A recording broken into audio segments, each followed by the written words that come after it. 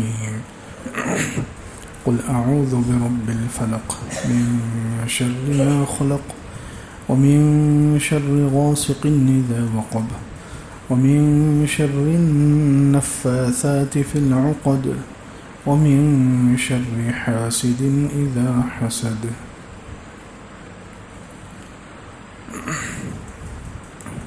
آج کے درس میں سورۃ الفلق کی تلاوت کی گئی۔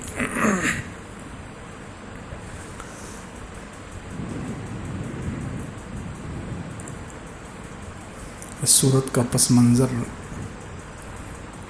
اور شان نزول یہ ہے کہ حضور اقدس صلی اللہ علیہ وسلم جب ہجرت کر کے مدینہ منورہ تشریف لائے، مدینہ منورہ میں چونکہ یہودی تھے، مکہ میں کوئی یہودی نہیں تھا، مکہ میں تو مسلمان تھے اور مشرک تھے، لیکن مدینہ منورہ میں یہودی پہلے سے آباد تھے، اور یہودی لوگ وہ قوم ہیں جنہیں حضور اقدس صلی اللہ علیہ وسلم کے آنے کے بارے میں پہلے سے اطلاع تھی۔ ان کے پاس جو کتاب تھی تورات، حضرت موسیٰ علیہ السلام پر جو نازل ہوئی، اس تورات میں پورا حضور اقدس صلی اللہ علیہ وسلم کے آنے کا تذکرہ، آپ کی صفات، آپ کا حلیہ، ایک ایک چیز کھول کر اللہ رب العزت کی طرف سے بیان ہوئی تھی۔ تو انہیں معلوم تھا حضور اقدس صلی اللہ علیہ وسلم جو آخری نبی ہیں وہ آنے والے ہیں۔ قرآن نے کہا وہ اللہ کے رسول صلی اللہ علیہ وسلم کو ایسے پہچانتے تھے جیسے اپنے بیٹوں کو پہچانتے ہیں، یعرفونہ کما یعرفون ابناءہم۔ حضور اقدس صلی اللہ علیہ وسلم کو وہ لوگ ایسے پہچانتے تھے جیسے اپنے بچوں کو پہچانتے ہیں، اتنے یقین کے ساتھ۔ اسی لیے جب شروع میں حضور اقدس صلی اللہ علیہ وسلم مدینہ آئے تو یہودیوں کو اور یہودیوں کے جو بڑے علماء تھے ان کو خاص طور سے یقین تھا کہ یہ سچے نبی ہیں، یہ وہی نبی ہیں جن کا ہماری کتاب میں تذکرہ ہے، ہم لوگ سالوں سے جن کا انتظار کر رہے ہیں۔ لیکن حسد تھا ان کے اندر، ان کی خواہش یہ تھی کہ آخری نبی ہمارے خاندان میں بنو اسرائیل میں پیدا ہو، بنو اسرائیل میں پیدا ہو، لیکن اللہ رب العزت نے بنو اسرائیل میں پیدا نہیں کیا، بنو اسماعیل میں پیدا کیا۔ حضرت یعقوب علیہ السلام کے جو بیٹے ہیں، حضرت یعقوب علیہ السلام کی اولاد میں سے اللہ رب العزت نے نہیں پیدا کیا۔ حضرت یعقوب علیہ السلام کی اولاد کو بنی اسرائیل کہتے ہیں۔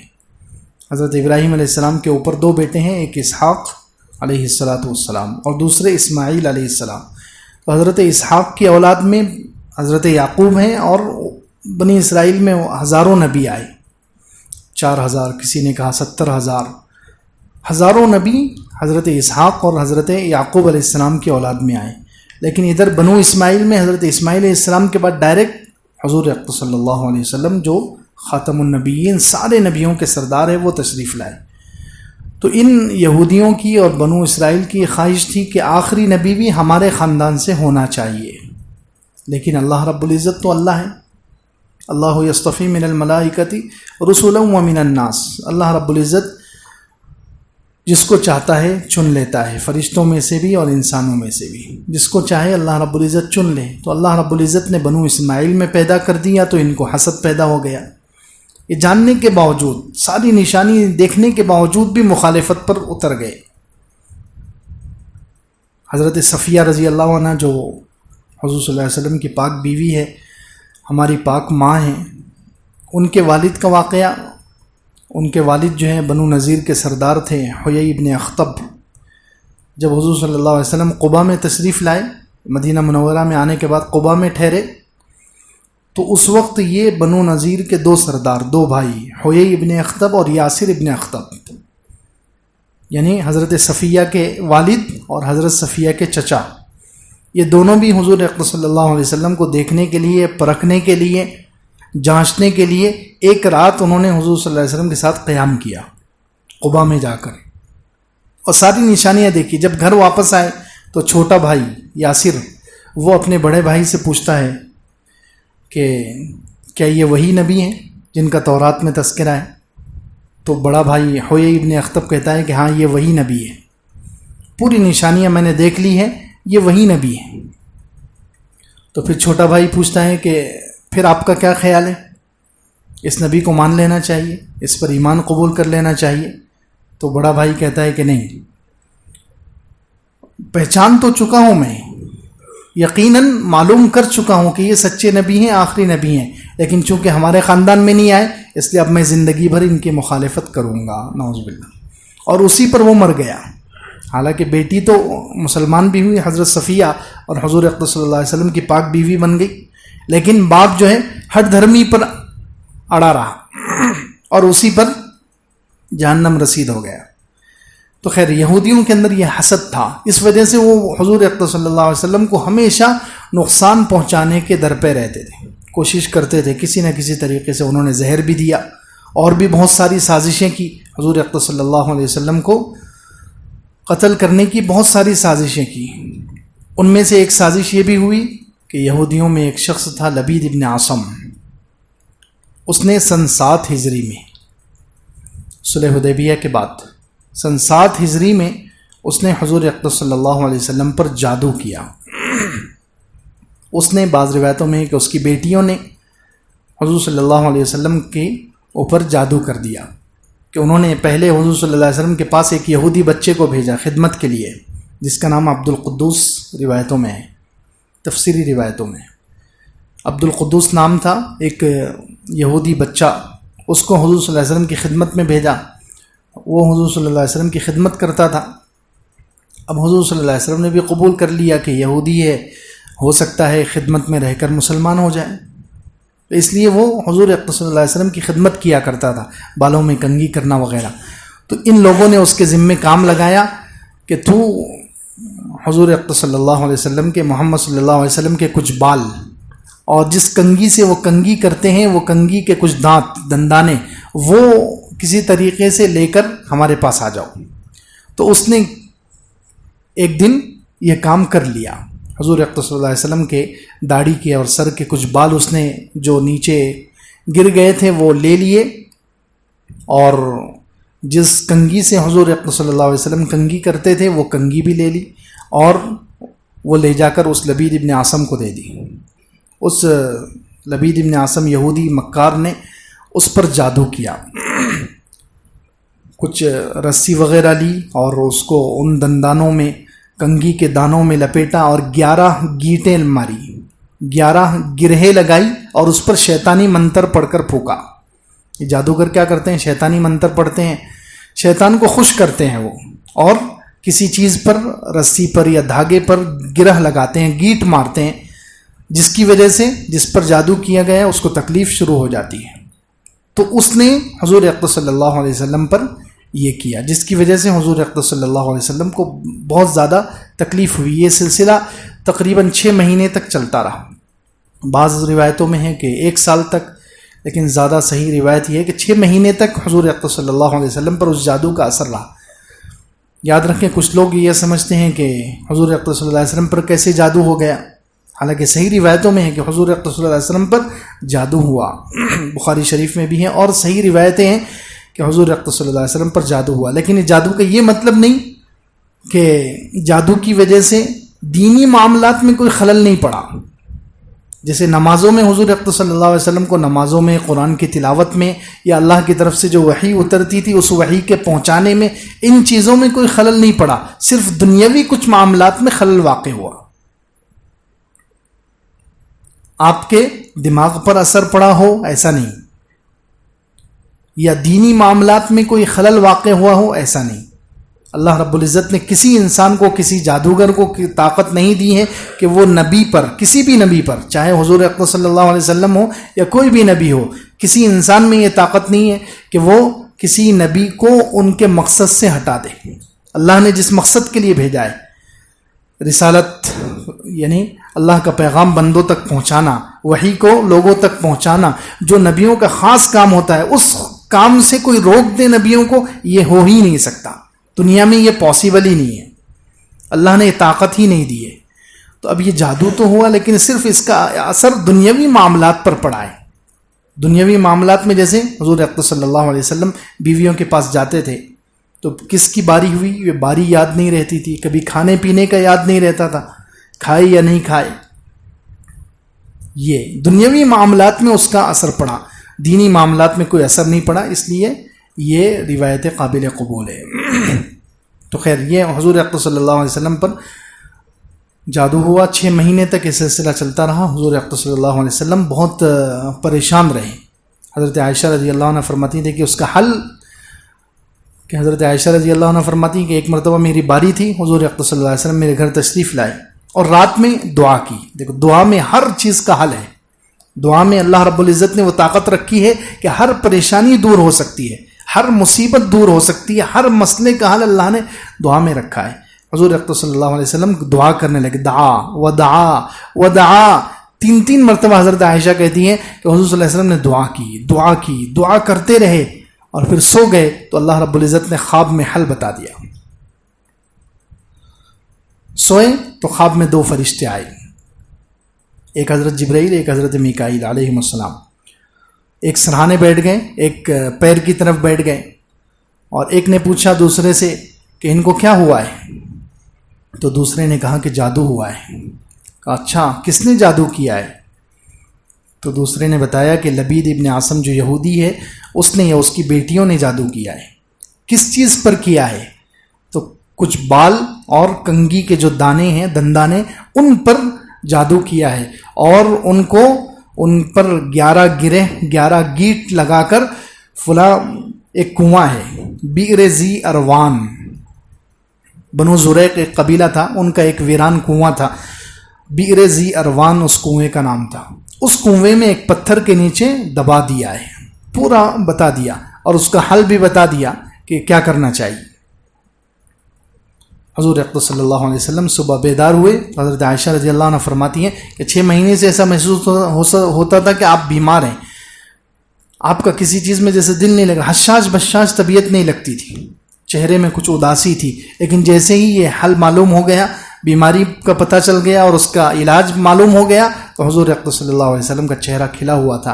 حضور صلی اللہ علیہ وسلم حضرت علی، حضرت عمار، کچھ صحابہ کرام کو لے کر اس کنویں پر گئے اور وہاں جا کر حضرت علی رضی اللہ عنہ اور دوسرے صحابہ اندر اترے اور وہ نکالا جس چیز پر جادو کیا تھا، وہ بال اور کنگھی کے دانے اور کھجور کے شگوفے میں لپیٹ کر انہوں نے اندر رکھا تھا، وہ نکالا اور حضور اقدس صلی اللہ علیہ وسلم پر یہ 2 صورتیں اتری.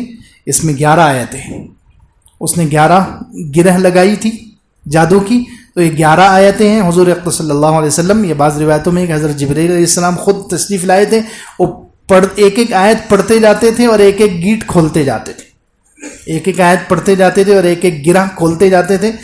جیسے ہی پوری آیتیں پڑھ لی جادو ختم ہو گیا اور حضور اقدس صلی اللہ علیہ وسلم بالکل صحت مند تندرست ہو گئے.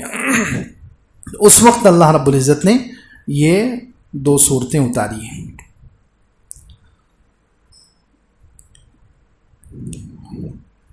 تو اس سورہ فلق میں جادو وغیرہ اور ہر مخلوق کے شر سے پناہ مانگنے کی دعا سکھائی گئی ہے، پناہ مانگنے کا طریقہ بتلایا گیا ہے. فرماتے ہیں اللہ رب العزت قل اعوذ برب الفلق، آپ کہہ دیجئے کہ میں پناہ لیتا ہوں صبح کے رب کی. فلق صبح نکلنے والی روشنی، جب رات کا اندھیرا خوب گہرا ہو جاتا ہے اور پھر صبح روشنی پھوٹنا شروع ہوتی ہے، روشنی نکلنا شروع ہوتی ہے، اس کو کہتے ہیں فلق. تو اللہ رب العزت جہاں دعا بھی سکھلاتے ہیں تو دعا کا طریقہ بھی بتلایا جاتا ہے قرآن میں جگہ جگہ. تو یہاں پر اللہ رب العزت نے اپنا ایک خاص نام رب، اللہ تعالیٰ کے جو 99 نام ہیں اس میں سے رب کا تذکرہ کیا ہے کہ رب جو ہوتا ہے، رب کا مطلب ہے پالنے والا. تو اللہ پالنے والا ہے، تو پالنے والے کے ذمے، جو پالنے والا ہوتا ہے اس کے ذمے ہر حاجت کا پورا کرنا ہوتا ہے، ہر حاجت کا، ہر ضرورت کا پورا کرنا اور ہر آفت سے بچانا. تو اللہ رب العزت چونکہ انسان کو اور ہر مخلوق کو اللہ نے پیدا کیا، خاص طور سے انسانوں کو، تو اللہ رب العزت انسانوں کی ہر ضرورت پوری بھی کرتے ہیں اور ہر مصیبت سے اللہ ہی بچا سکتے ہیں. اس لیے اللہ تعالیٰ نے یہاں رب کا نام استعمال کیا ہے. پھر فلق، دیکھیں قرآن میں کیسے بلیغ اشارے ہوتے ہیں. صبح کہ رات کا اندھیرا چھا جاتا ہے، رات میں اندھیرے میں بہت سارے شر چھپے ہوئے ہیں، پوری دنیا میں گویا ایک ساتھ شر کی چادر پھیلا دی جاتی ہے۔ رات کا اندھیرا تو گویا یوں سمجھو شر کی ایک چادر، کیونکہ سارے غلط کام اندھیرے میں ہوتے ہیں، جنات اور شیاطین نکلتے ہیں، اور چوریاں ہوتی ہیں، ڈکیتیاں ہوتی ہیں، اور جانور نکلتے ہیں، ہر خطرے ہی خطرے ہیں۔ یہ تو آج کل لائٹوں کی وجہ سے ہمیں سمجھ میں نہیں آتا، دن اور رات کا فرق ختم ہو گیا، ورنہ پہلے زمانے میں جب اتنی لائٹیں نہیں تھی تو رات کا اصل پتہ چلتا تھا کہ رات کیسی ہوتی ہے اور رات کے اندر کتنا خوف ہوتا ہے، رات کے اندر کتنا ڈر ہوتا ہے۔ آج کل ہمیں لائٹوں کی وجہ سے پتہ ہی نہیں چلتا کہ رات ہے کہ دن ہے۔ تو جب رات آ جاتی ہے تو گویا شر کی برائی کی چادر پھیل گئی، تو اللہ رب العزت اس برائی کی چادر جو اندھیرا پھیلا ہوا ہے اس کو ختم کر کے اجالا اور روشنی نکالتے ہیں۔ تو گویا اشارہ کیا کہ پوری دنیا میں ایک ساتھ جو شر اور برائی کی چادر پھیل گئی تھی اللہ رب العزت اس کو ختم کر سکتا ہے، تو تمہاری انسانوں تمہاری ایک ایک کی پرسنل زندگی میں جو مصیبتیں ہیں اس کو اللہ کیسے ختم نہیں کر سکتا؟ تو اس لیے کہ قل اعوذ برب الفلق، آپ کہہ دیجئے کہ میں پناہ لیتا ہوں صبح کے رب کی، روشنی نکالنے والے رب کی، من شر ما خلق، کس سے پناہ لیتا ہوں؟ ہر مخلوق کی شر سے۔ جو کچھ اللہ نے مخلوق پیدا کی، جتنی اللہ نے مخلوق پیدا کی ہے، تمام مخلوق کے شر سے۔ ہر مخلوق کے اندر خیر بھی ہے، شر بھی ہے۔ صرف انبیاء علیہم السلام معصوم ہیں، انبیاء علیہم السلام معصوم ہیں اور فرشتے معصوم ہیں۔ یہ دو مخلوقات کو ایک طرف کریں، باقی جتنی مخلوق ہیں ہر مخلوق میں خیر بھی ہے اور شر بھی ہے، حتیٰ کہ ہمارے کپڑے، ان کے اندر بھی خیر بھی ہے اور شر بھی ہے۔ اسی لیے ابو داؤد شریف میں دعا سکھائی گئی، کپڑا پہننے کی جو دعا ہے، تو ابو داؤد شریف میں ایسی دعا آئی ہے، اللہم لک الحمد انت کسوتنی، اے اللہ شکر ہے آپ کا، آپ نے مجھے ایک کپڑا پہنایا، انی اسألوک من خیرہ و خیر ما صنع فیہ، اے اللہ میں اس کپڑے کی خیر چاہتا ہوں اور اس کپڑے کو جس خیر سے کے مقصد سے بنایا گیا وہ خیر چاہتا ہوں، وَأَعُوذُ بِكَ مِن شَرِّهِ وَشَرِّ مَا صُنِعَ فِيهِ، اور اس کپڑے کے شر سے میں پناہ چاہتا ہوں، اور اس کپڑے کو اگر بری نیت سے بنایا گیا ہے تو اس مقصد سے بھی میں پناہ چاہتا ہوں۔ تو اس کا مطلب کپڑے میں بھی خیر اور شر ہے، جانور میں بھی خیر اور شر ہے۔ جانور پر سواری کی دعا آئی ہے تو اس میں بھی یہی الفاظ ہیں، اللہم انی اسألک خیرہا وخیر ما جبلت علیہ، اے اللہ اس سواری کی خیر چاہتا ہوں اور جس مقصد کے لیے اس سواری کو بنایا گیا ہے اس کی خیر چاہتا ہوں، اور اس کے شر سے، اور اگر برے مقصد سے اس کو بنایا گیا ہے تو اس کے شر سے میں پناہ چاہتا ہوں۔ اسی طرح ہوا کے بارے میں ہے، حدیثوں میں ہے کہ جب ہوا چلتی تھی اللہ کے رسول صلی اللہ علیہ وسلم دعا کرتے تھے، اللہم انی اسألک خیرہا وخیر ما فیہا وخیر ما ارسلت بی واعوذ بک من شرہا وشر ما فیہا وشر ما ارسلت بی، اے اللہ میں اس ہوا کی خیر چاہتا ہوں اور اس ہوا میں جو خیر ہے وہ چاہتا ہوں، اور جس مقصد کے لیے بھیجی گئی اس کی خیر چاہتا ہوں، اور اے اللہ اس ہوا کے شر سے، اور اگر برے مقصد سے بھیجی گئی ہے تو اس کے شر سے تیری پناہ چاہتا ہوں۔ تو ہر مخلوق میں خیر بھی ہے، شر بھی ہے، تو ہر مخلوق کے شر سے پناہ مانگنا سکھایا گیا ہے۔ ہر مخلوق کے شر سے پناہ مانگنا چاہیے بار بار، صبح اور شام۔ اسی لیے اس کی فضیلتوں میں ہے کہ یہ صورتیں حضور اقدس صلی اللہ علیہ وسلم صبح شام پڑھا کرتے تھے، اور رات میں خاص طور سے سوتے وقت ان صورتوں کو پڑھ کر، چاروں قل پڑھ کر حضور اقدس صلی اللہ علیہ وسلم اپنے مبارک بدن پر دم کر دیا کرتے تھے، جس کی وجہ سے سارے مخلوق کے شر سے، سارے جانوروں، کوئی بھی مخلوق ہو، ہر مخلوق کے شر سے، جادو وغیرہ ہر چیز سے حفاظت ہو جاتی ہے۔ یہ ایسی صورتیں ہیں۔ فرمایا من شر ما خلق، میں پناہ لیتا ہوں صبح کے رب کی۔ کس چیز سے پناہ لینی ہے؟ من شر ما خلق، ہر مخلوق کے شر سے، ومن شر غاسق اذا وقب، پہلے تو مجملاً کہہ دیا، اجمالاً تمام مخلوق کے شر سے، اب خاص طور سے 3 مخلوق کا تذکرہ کیا، 3 مخلوق کا تذکرہ خاص طور سے کیا ہے، کیونکہ ان کے اندر شر ہے، اور ایسا شر ہے جو چھپا ہوا ہے، جو انسان کو نظر نہیں آتا۔ جس کا شر نظر آتا ہے انسان اس سے آسانی سے بچ سکتا ہے، شیر ہے، سانپ ہے، یہ ان چیزوں کا شر آدمی کو معلوم ہے، نظر آتا ہے، تو انسان اس سے بچنے کی کوشش کرتا ہے اور آسانی سے بچ جاتا ہے. لیکن یہ 3 چیزیں ایسی ہیں کہ ان کا شر چھپا ہوا ہے، سمجھ میں نہیں آتا اور وار کر دیتا ہے. اس لیے خاص طور سے اللہ رب العزت نے 3 چیزوں کے شر سے پناہ مانگنا سکھایا ہے. اس میں سے پہلی چیز وَمِن شَرِّ غَاسِقٍ اِذَا وَقَبَ، پناہ چاہتا ہوں میں، پناہ لیتا ہوں میں صبح کے رب کی اندھیرے کے شر سے جب وہ چھا جائے، یا اندھیری رات کے شر سے جب وہ چھا جائے. اندھیری رات، جیسے پہلے کہا کہ اندھیری رات میں شر ہی شر ہے. اسی لیے حدیث میں فرمایا گیا، بخاری اور مسلم صحیح حدیث میں ہے کہ اللہ کے رسول صلی اللہ علیہ وسلم نے ارشاد فرمایا کہ جب شام کا وقت ہوتا ہے، مغرب کا وقت ہوتا ہے، اس وقت جنات اور شیاطین نکل پڑتے ہیں، اپنے اپنے اڈوں سے نکلتے ہیں. اس لیے اس وقت اپنے بچوں کو باہر مت جانے دو،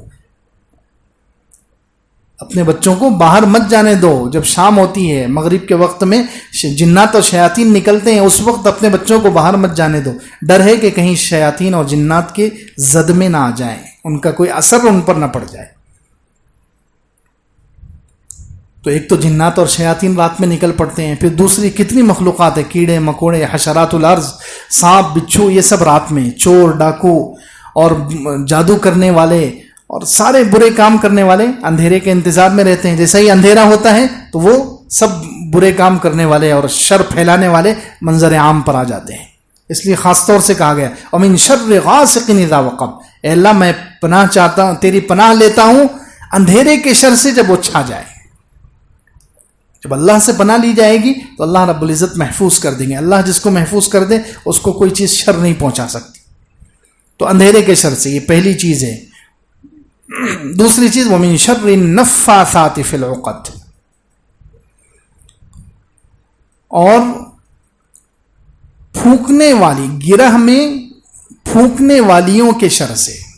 جادو کرنے والے جب جادو کرتے ہیں تو کسی دھاگے پر یا رسی پر گرہ لگاتے ہیں، جیسے پہلے کہا گیٹ مارتے ہیں اور اس میں وہ شیطانی منتر پڑھ کر پھونکتے رہتے ہیں. ایک گیٹ لگائیں گے اور اس پر کچھ پھونکیں گے شیطانی منتر، دوسرا گیٹ لگائیں گے اور اس پر شیطانی منتر پھونکیں. تو ان کے شر سے بھی ہم پناہ چاہتے ہیں. تو چاہے وہ عورتیں ہوں یا ان کی کوئی جماعت ہو، کیونکہ یہ جماعت مل کر، ان کی جادوگروں کی جماعت ہوتی ہے، پوری ٹولی ہوتی ہے، وہ مل کر کام کرتے ہیں. وَمِن شَرِّ النَّفَّاثَاتِ فِي الْعُقَدِ، ان لوگوں کے شر سے، ان جماعت کے شر سے جو گرہ میں پھونک مارتے ہیں، ان کے شر سے بھی اللہ ہم تیری پناہ چاہتے ہیں. وَمِن شَرِّ حَاسِدٍ إِذَا حَسَدَ، اور تیسری چیز حسد کرنے والے کے شر سے جب وہ حسد کرے. حسد بھی بڑی خطرناک چیز ہے. حسد کسی پر جلنا، کسی کے بارے میں، کسی کو کوئی نعمت مل گئی، کسی کو کوئی عہدہ مل گیا، کسی کو کوئی مقام مل گیا، تو انسان کے اندر ایک چیز پیدا ہو جاتی ہے، حسد. دوسرے کو کوئی اپنے سے اچھی چیز مل گئی تو انسان کے دل میں ایک گھٹن پیدا ہوتی ہے، ایک دل میں جلن پیدا ہوتی ہے کہ اس کو یہ چیز کیوں مل گئی. اس کے کچھ درجات ہیں. پہلا درجہ تو یہ ہے کہ انسان جب دیکھے، اپنے کسی دوست کو دیکھے، اپنے محلے کے کسی شخص کو دیکھے یا کسی انسان کو دیکھے کہ وہ مجھ سے آگے بڑھ رہا ہے، مال و دولت میں ہو، عہدے میں ہو، منصب میں ہو اور دنیاوی کسی چیز میں ہو، تو جب وہ آگے بڑھتا ہوا کسی کو دیکھتا ہے تو دل میں ایک حسد گھٹن پیدا ہوتی ہے کہ یہ کیوں آگے بڑھ رہا ہے. تو یہ حسد کا پہلا درجہ ہے. یہ حسد کا پہلا درجہ ہے. اس کے آگے کا دوسرا درجہ کہ ایک تو دل میں ایک خیال پیدا ہوا، دل میں ایک گھٹن اور جلن پیدا ہوئی کہ یہ کیوں آگے بڑھ رہا ہے، لیکن اس سے آگے بڑھ کر یہ خواہش پیدا ہونے لگی اور یہ خیال دل میں جمنے لگا کہ اس سے یہ نعمت چھن جائے، اس سے یہ نعمت چھن جانی چاہیے، اس کو یہ نعمت کیوں مل رہی ہے، اس کو یہ ترقی کیوں مل رہی ہے، اس کو یہ چیز کیوں مل رہی ہے، اس کے پاس سے یہ چیز چلی جانی چاہیے، مجھے ملے یا نہ ملے اس کے پاس سے یہ چیز چلے جانی چاہیے. یہ خواہش اگر پیدا ہونے لگے تو گویا یہ دوسرا اسٹیپ ہے، حسد کا دوسرا درجہ. اور حسد کا تیسرا درجہ جو سب سے خطرناک ہے وہ یہ ہے کہ جب یہ خواہش بھی دل میں جم گئی، یہ خیال بھی دل میں جم گیا کہ اس کے پاس سے یہ نعمت چھن جانی چاہیے، تو اب وہ نعمت اس کے پاس سے ختم کرنے کے لیے آدمی پلان بنانے لگے. اس کو نقصان پہنچانے کے لیے، اس کو پیچھے کرنے کے لیے۔ دولت مل گئی تو اب اس کی دولت کو کسی طریقے سے نقصان پہنچاؤ، اس کو مالی نقصان پہنچاؤ، یا اس کو مقام مل گیا، عہدہ مل گیا ہے تو عہدے سے اس کو گرانے کی کوشش کرو، اس کے بڑوں کے پاس جاؤ اور اس کی غیبتیں کرو، غلط سلط اس کی شکایتیں کرو تاکہ یہ مقام اس سے چھن جائے۔ تو یہ حسد کا تیسرا درجہ ہے۔ اب اس کا علاج کیا ہے کہ اگر حسد کسی کے دل میں پیدا ہو رہا ہے، حسد اگر پیدا ہو رہا ہے تو سب سے پہلا علاج یہ ہے کہ آدمی توبہ اور استغفار کرے، کیونکہ یہ بڑی خطرناک مہلک بیماری ہے، روح کی بیماریوں میں ایک بڑی ڈینجر بیماری ہے، کیونکہ ڈائریکٹ حسد کرنے والا گویا ڈائریکٹ اللہ رب العزت پر سوال کھڑا کرتا ہے، کیونکہ ساری دنیا کو نعمتیں دینے والا کون ہے؟ اللہ۔ سب کو نوازنے والا کون ہے؟ اللہ۔ تو جس کو بھی نعمت ملی، جس پر انسان حسد کر رہا ہے، تو گویا اللہ نے اس کو نوازا ہے، اللہ نے اس کو یہ نعمت دی ہے، اللہ نے اس کو وہ چیز دی ہے، اور یہ انسان اس پر جل رہا ہے اور اس سے وہ نعمت چھنوانے کی کوشش کر رہا ہے، تو گویا اللہ پر سوال کھڑا کر رہا ہے، اللہ نے اس کو کیوں دے دیا؟ اس سے ایمان بھی جا سکتا ہے، اتنی خطرناک بیماری ہے۔ اسی لیے اللہ کے رسول صلی اللہ علیہ وسلم نے کیا ارشاد فرمایا، ایاکم والحسد فإن الحسد، حسد سے بچو، اس لیے کہ حسد نیکیوں کو ایسے کھا جاتا ہے، تأکل الحسنات کما تأکل النار الحطب، او کما قال علیہ الصلوۃ والسلام۔ حسد نیکیوں کو ایسے کھا جاتا ہے جیسے آگ لکڑی کو کھا جاتی ہے، آگ لکڑی، پوری نیکیاں ختم ہو جاتی۔ حسد، جلن اگر انسان کے اندر پیدا ہو جائے اور حسد کی بیماری پیدا ہو، اتنی خطرناک بیماری ہے کہ پوری نیکیاں جل کر راکھ ہو جاتی ہیں۔ کتنے بھی حج ہوں، کتنے بھی عمرے ہوں، انسان کے پاس کتنی بھی نمازیں ہوں، دعائیں ہوں، تہجد ہوں اور ساری نیکیاں ہوں، لیکن اگر حسد کرنے لگا تو ساری نیکیاں اس کی جل کر خاک ہو جائے گی، دوبارہ آدمی زیرو پر آ جائے گا۔ اب بتائیے، اندازہ لگائیے کتنی خطرناک بیماری ہے۔